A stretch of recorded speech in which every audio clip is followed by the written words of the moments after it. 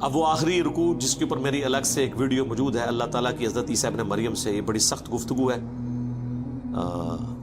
یہ کلائمیکس ہے چونکہ سورت کا۔ وَإِذْ قَالَ اللَّهُ يَا عِيسَى ابْنَ مَرْيَمَ، اور یاد کرو وہ وقت کہ جب عیسیٰ ابن مریم سے اللہ تعالیٰ فرمائے گا، یعنی گویا کہ یہ ہو چکا پاسٹ ٹینس کے سیغے میں، جس طرح پاسٹ ڈیفینٹ ہے اسی طرح سمجھ لو یہ مستقبل ڈیفینٹ ہے، ہو چکا۔ أَأَنْتَ قُلْتَ لِلنَّاسِ اتَّخِذُونِي وَأُمِّيَ إِلَٰهَيْنِ مِن دُونِ اللَّهِ، کیا تو نے لوگوں سے کہا تھا کہ تجھے اور تیری ماں کو اللہ کے سوا معبود بنا لیا جائے؟ اس میں پتہ چل گیا من دون اللہ کون ہو گیا؟ عیسیٰ ابن مریم بھی اور ان کی والدہ بھی، اولو العزم پیغمبر بھی 5 میں سے، اور اولیاء کی سردار بھی یعنی ان کی والدہ بھی۔ جی من دون اللہ بت ہوتے ہیں، بت بھی ہوتے ہیں، فرشتے بھی ہوتے ہیں، جن بھی ہوتے ہیں، پیغمبر بھی ہوتے ہیں، جب لوگ انہیں اللہ کے مقابلے پہ کھڑا کر لیں، ورنہ پیغمبر جو ہے وہ حزب اللہ ہے، لیکن جب اللہ کے مقابلے پہ آئیں گے تو توحید تو ننگی تلوار ہے۔ قال سبحانک، انہوں نے کہا اے اللہ تو پاک ہے۔ کیا لطیف اشارہ ہے، اب یہ ہم ترجمہ نہیں کر سکتے یہاں پہ، اس کے اندر کیا قیامت مضمر ہے کہ اے اللہ غلطیوں سے تو صرف تو پاک ہے، یعنی لغزش کا احتمال تو موجود ہو سکتا ہے کسی انسان کے اندر، پاک تو صرف تو۔ ما یکون لی ان اقول ما لیس لی بحق، مجھے کب شایع تھا اس بات کا، میں کیسے اہل ہو سکتا ہوں کہ میں ایسی بات ان سے کروں جس کا مجھے کوئی حق حاصل نہیں۔ سورہ آل عمران میں نہیں آیا کبھی ایسا نہیں ہوا کہ ہم کسی پیغمبر کو کتاب اور حکمت دے کے بھیجیں اور وہ لوگوں سے یہ کہنا شروع کر دے کہ لوگوں میرے بندے بن جاؤ، بلکہ وہ تو یہی کہے گا کونو ربانیین، اللہ والے بن جاؤ، ربانی بن جاؤ۔ اللہ فرماتا ہے پیغمبر کی بھی جرت نہیں ہے، تو کہیں گے اے اللہ تو پاک ہے، مجھے کب شایع تھا کہ میں وہ بات کروں جس کا میں اہل ہی نہیں ہوں۔ ان کنت قلتہ فقد علمتہ، اگر میں نے کوئی ایسی بات کی ہے تو تیرے علم میں تو ہوگی۔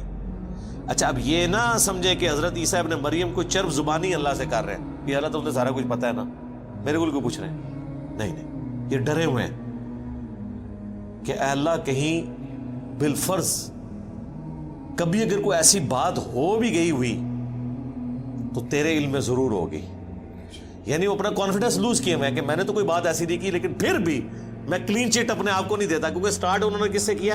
سبحانک، پاک تو صرف تو ہے۔ اب آپ کہیں گے یہ ترجمہ میں کیوں کر رہا ہوں؟ اس لیے کہ حضرت یونس علیہ السلام نے اللہ سے کیا کہا تھا جب مچھلی کے پیٹ میں رکھے گئے، اور سورہ الصافات میں اللہ نے فرمایا اگر یونس مچھلی کے پیٹ میں ہم سے وہ دعا نہ کرتے تو وہ مچھلی کے پیٹ سے اس دن نکالے جاتے جس دن مردے قبروں سے نکالے جائیں گے، یعنی ہم ان کی وہ لغزش کی معافی نہ کرتے۔ کیا دعا کی تھی؟ لا الہ الا انت سبحانک، اے اللہ تیرے سوا کوئی معبود نہیں، پاک صرف تو ہی پاک ہے، انی کنت من الظالمین، بے شک میں ہی ظالم ہوں۔ پیغمبروں کو ہم معصوم عن الخطا کہتے ہیں، پاک نہیں ہوتے، وہ والا پاک جو سبحان ہے، وہ سبحان اللہ ہی ہے۔ ہاں سبحان الرسول کہیں پڑھا آپ نے؟ نہیں، ہو ہی نہیں سکتا، ہو ہی نہیں سکتا۔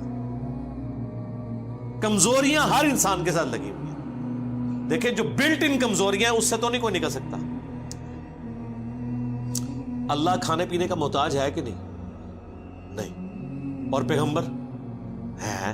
سورۃ المائدہ میں ہے عیسیٰ ان کی ماں روٹی کھایا کرتے تھے، کھانے کے محتاج تھے، تو یہ کمزوری ہے، گناہ نہیں ہے،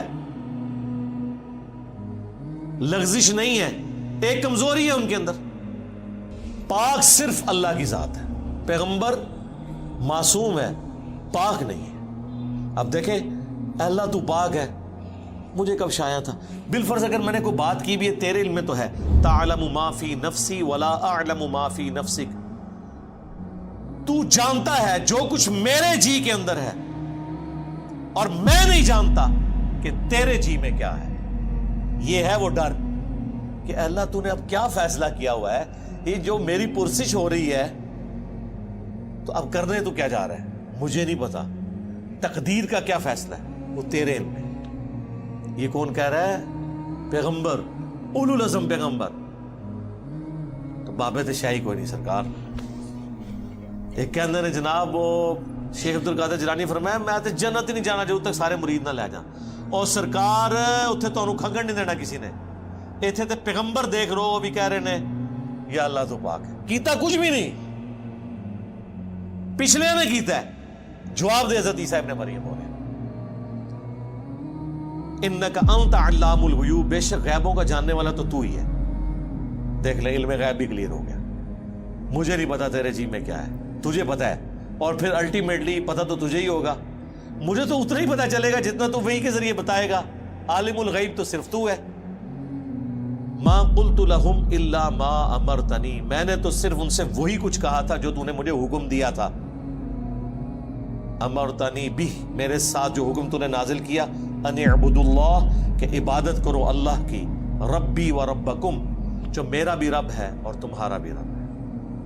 میں نے تو توحید کی بات کی, اپنا رب بھی تجھی کو مانا اور اسی کی تبلیغ اپنے ماننے والوں کو کی. وَكُنْتُ عَلَيْهِمْ شَهِيدًا مَا دُمْتُ فِيهِمْ, اور اے اللہ میں اس وقت تک ان پر گواہ تھا جب تک کہ میں ان کے اندر رہا. فَلَمَّا تَوَفَّيْتَنِي, اور جب تو نے مجھے پورا کر دیا. میں اپنا ترجمہ یہ نہیں کر رہا کہ تو نے مجھے موت دے دی, کیونکہ سورۃ النساء میں واضح طور پر اور سورہ آل عمران میں اشارتاً موجود ہے کہ آپ کو زندہ اٹھایا گیا. باقی تفصیل کے لیے میری وہ ویڈیوز دیکھ لیں, حیات مسیح اور نزول مسیح. جب تو نے مجھے اٹھا لیا, کنت انت الرقیب علیہم, اس وقت تو ہی ان پر گواہ تھا. یعنی میں حاضر و ناظر کوئی نہیں تھا وفات کے بعد. یہ کہتے ہیں نا جی اللہ کے نبی علیہ السلام مدینہ شریف میں قبر میں ہے, لیکن وہاں بیٹھے ہوئے ہمیں دیکھ رہے ہیں, یہاں پہ موجود نہیں ہے لیکن دیکھ رہے ہیں. لیکن عیسیٰ ابن مریم کہہ رہے ہیں کہ جب تو نے مجھے اٹھا لیا میں ان پہ گواہ بھی نہیں تھا. وَأَنْتَ عَلَىٰ كُلِّ شَيْءٍ شَهِيدٌ, اور تو ہی ہر بات پہ گواہ ہے. یعنی عقیدہ حاضر و ناظر بھی کلیئر کر دیا. کوئی پیغمبر حاضر و ناظر نہیں ہے. ہمارے نبی کے بارے میں سورۃ القصص میں آیا, نبی جب ہم نے موسیٰ علیہ السلام کو پکارا کوہ طور پہ, نہ تو آپ وہاں موجود تھے اور نہ آپ دیکھ رہے تھے, نہ آپ شاہد تھے, نہ فزیکلی موجود تھے نہ شاہد تھے, نہ حاضر تھے نہ ناظر تھے. یہ اللہ کی کوالٹیز ہیں کہ وہ ہر چیز کا احاطہ کیے ہوئے اپنے علم سے. یہ سیم الفاظ ہیں جو بخاری مسلم میں نبی علیہ السلام نے اپنے ساتھیوں کے بارے میں بولے ہیں کہ بخاری مسلم دونوں میں حدیث موجود ہے, میرے حوض کوثر پہ میرے اصحاب لائے جائیں گے, میں کہوں گا اصحابی اصحابی, یہ تو میرے ساتھی ہیں. مجھے بتایا جائے گا اللہ کے نبی آپ کو نہیں پتا آپ کی وفات کے بعد یہ دین سے الٹے قدم پھر گئے تھے. اور بخاری میں موجود ہے یہ وہ لوگ تھے جو حضرت ابوبکر کے دور میں مرتد ہوئے, منکرین زکوٰۃ بن گئے, جن کے خلاف حضرت ابوبکر کو تلوار اٹھانی پڑی. فتح مکہ پہ یہ لوگ مسلمان تھے.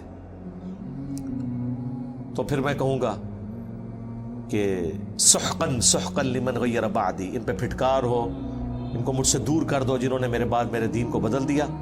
اور پھر بخاری مسلم الفاظ ہیں, میں اس وقت وہی کہوں گا جو عبد صالح عیسیٰ ابن مریم کہیں گے. کیا پھر حضور نے یہ آیت تلاوت کی کہ اے اللہ جب تک میں ان میں موجود تھا ان پر گواہ تھا, جب تو نے مجھے اٹھا لیا پھر تو ہی ان پر گواہ تھا. اب یہ اگلی آیت, ان تعذبہم, اگر تو انہیں عذاب دے, فإنہم عبادک, تو یہ تیرے بندے ہیں, تو مالک ہے ان کا. وإن تغفر لہم, اور اگر تو ان کو بخشی دے, فإنک انت العزیز الحکیم, تو غالب ہے, حکمت والا ہے, تجھ سے تو کوئی نہیں پوچھ سکتا کسی کو بخشنا چاہے تو. اللہ اکبر. اس بات کو کرنے کی ضرورت کوئی نہیں تھی, لیکن اس ایک جملے نے مسلمانوں کا عقیدہ کلیئر کر دیا. اسی سورۃ المائدہ میں آیت نمبر 72 میں عیسیٰ ابن مریم جو دنیا میں خطبہ دیتے تھے, یا بنی اسرائیل اعبدوا اللہ ربی و ربکم انہ من یشرک باللہ فقد حرم اللہ علیہ الجنہ ومأواہ النار وما للظالمین من انصار. اے بنی اسرائیل اولاد یعقوب, عبادت کرو اس رب کی جو تمہارا بھی رب ہے میرا بھی رب ہے. بے شک جس نے اللہ کے ساتھ شرک کیا اللہ نے ایسے شخص پہ جنت حرام کر دی ہے اور اس کا ٹھکانہ آگ ہے اور وہاں اس کا کوئی مددگار نہیں ہوگا. یہ بات جو حضرت عیسیٰ ابن مریم دنیا میں اپنے ماننے والوں کو بتاتے رہے, قیامت کے دن وہ اپنی بات بھول جائیں گے؟ اس جملے سے تو یہی لگ رہا ہے کہ اے اللہ اب یہ تیرے بندے ہیں, چاہے انہیں عذاب دے چاہے انہیں تو بخش دے. جبکہ دنیا میں تو عیسیٰ ابن مریم یہ کہہ کے گئے تھے جو مشرک ہے اس کا ٹھکانہ جہنم ہے, اس پہ جنت حرام ہے, یعنی بخشش کوئی نہیں اور کوئی مددگار بھی نہیں. اور یہاں عیسیٰ ابن مریم تو مدد ہی کر رہے ہیں, گویا کہ سفارش کر رہے ہیں کہ یا اللہ تیرے بندے ہیں, چاہے بخش دے چاہے عذاب دے. تو یہ اللہ نے میرے پہ حکمت کھولی ہے, میں نے کہیں اس بات کو نہیں پڑھا, اس طرف اشارہ, اور مجھے بھی کچھ عرصہ پہلے یہ دماغ میں بات آئی کہ جان بوجھ کے اللہ نے ایسا کیا ہے کہ تاکہ اگر کسی کو وہم ہے نا کہ یہ دنیا میں ڈرانے کے لیے باتیں تھی, آخرت کوئی نہ کوئی جیک لگ ہی جائے گا, کوئی بابا پھڑ کے کوئی زبردستی یا اللہ من وضو کرایا سی نے تو انہوں نماز نہیں آتی تو وضو نے کہ کرایا ہونا اے بے تے پڑھتے رہے, عربی سیکھی نہیں ہوئی.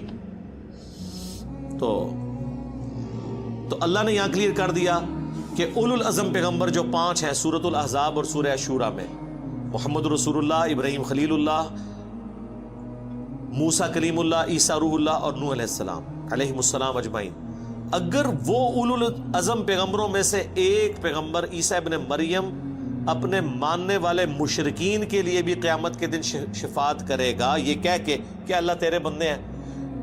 اب اتنے جلال میں شرک کے اندر یہ چھوٹی سی بات بہت بڑی سفارش ہے, اس کے اوپر ذرا توجہ کریں. اس میں تو جواب یہ ہونا چاہیے تھا کہ عیسیٰ تجھے نہیں پتا کہ مشرکی کیسے تم سفارش کر رہے ہو, لیکن یہ اس لیے وہ کریں گے, اور اللہ نے قرآن میں ہمیں پہلی فلم چلا دیا ہے کہ اگر عیسیٰ ابن مریم بھی سفارش کرے کسی مشرک کے لیے تو سفارش قبول نہیں ہونی, تو بابے شاہی کوئی نہیں کہ کسی نو باؤں بڑھ کے جنت اس لے جان گے. یا کلیم کرو کہ عبد القادر جیلانی یا تمہارے جو بڑے بڑے بابے کلیم کیے ہوئے ہیں, اور تم تو ان بابوں کے بارے میں یہ کہتے ہو کہ یہ بابے تو کسی صحابی کہ گھوڑے کی قدموں کی خاک جو اس کے ناک میں بیٹھتی ہے اس کے برابر نہیں ہے, تو پیغمبروں کا تو ذکر ہی نہ کرو, وہ تو اللہ کے چنے ہوئے بندے ہیں, وہ تو مخلص ہیں. باقی تو صحابہ تو زیادہ زیادہ مخلص ہو سکتے ہیں, مخلص تو نہیں ہے نا, مخلص ہیں اللہ کے لیے اخلاص شو کرنے والے, مخلص تو صرف انبیاء ہیں. تو اے اللہ تیرے بندے ہیں, چاہے انہیں عذاب دے چاہے بخش دے. قال اللہ, اللہ فرمائے گا ھذا یوم ینفع الصادقین صدقہم, آج وہ دن ہے کہ سچوں کو صرف سچا عقیدہ ہی فائدہ پہنچائے گا. ایک جملے سے ٹروتھ لورز کامیاب ہوں گے. سر کیا بات ہے, اللہ نے یہ نہیں کہا ایمان والوں کو ایمان نفع دے گا, اللہ نے کہا سچوں کو سچا. سچا کون ہوتا ہے؟ جب اس کو بات پتہ چل جائے پھر وہ دنیا کو نہ دیکھے کہ یہ سچائی میں نے سے قبول کرنا ہے. جو مسلم شریف میں حدیث ہے کہ تکبر یہ نہیں ہے کہ تم اچھے کپڑے پہنو یا اچھے دکھو, اللہ بھی خوبصورت ہے, خوبصورتی کو پسند فرماتا ہے. تکبر یہ ہے کہ تم لوگوں کو حقیر جانو اور حق بات سے اناد اختیار کر لو, دشمنی کرو. دل نے گواہی دے دی کہ یہ ایاک نعبد و ایاک نستعین لکھا ہے, لیکن چونکہ بابے بابوں کو پکارتے رہے ہم بھی پکاریں تو یہ دشمنی کر رہے ہو اپنے ساتھ. دل نے بتا دیا, آنکھوں سے پڑھ لیا بخاری مسلم میں نماز کا طریقہ, لیکن رفع الیدین نے شروع کیا کہ معاشرہ کیا کہے گا. ہاں 11ویں کھاتے رہے عبد القادر جیلانی کے نام کی, لیکن عبد القادر جیلانی نے جو نماز کا طریقہ اپنی اس کتاب میں لکھا جس کو خود چھاپ رہے تھے, رکوع میں جاتے وقت اور رکوع سے اٹھتے وقت رفع الیدین, اس پہ عمل نہیں کیا. میں نے تو آج تک کسی 11ویں میں نہیں دیکھا کہ شیخ عبد القادر جیلانی کی کتاب سے نماز کا طریقہ پڑھ کے بتا دیں. وہ کہتے نہیں وہ تو اور فقہ کے تھے, ہم اور فقہ کے تھے. اس کا مطلب ہے کہ آپ کا پیران پیر اس فقہ پہ عمل کرتا تھا جو نبی علیہ السلام نے طریقہ چھوڑ دیا ہوا تھا. تو جس پیر کے علم الغیب کا, آپ تو کہتے ہیں آپ کا پیر آپ کے ساتھ ہوتا ہے, جس کے علم کا یہ لیول ہے کہ اس نے پوری زندگی نماز ہی وہ پڑھی ہے جو حضور نے ختم کروا دی تھی, جدی نماز ہی غلط سی, انہیں تو انہوں کے دینا ہے. لیکن ایسا نہیں ہے نماز تو غلط ہے. شیخ عبد القادر جیلانی تو اس کتاب میں بخاری مسلم کے حوالے لکھتے ہیں, ہر بات میں لکھتے ہیں, بخاری میں ہے, مسلم میں ہے, ابو داؤد میں ہے, ترمذی میں ہے.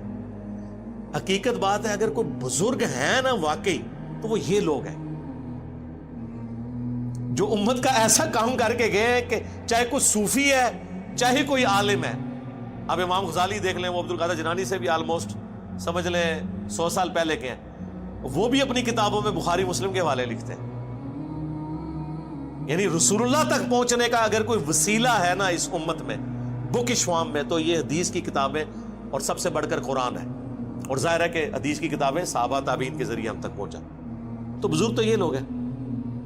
قال اللہ، اللہ فرمائے گا ھذا یوم ینفع الصادقین صدقہم، آج وہ دن ہے کہ جس دن سچوں کو سچائی ہی نفع دے گی. لہم جنات تجری من تحتها الانہار، ان کے لیے باغات ہیں جس کے نیچے نہریں بہتی ہوں گی.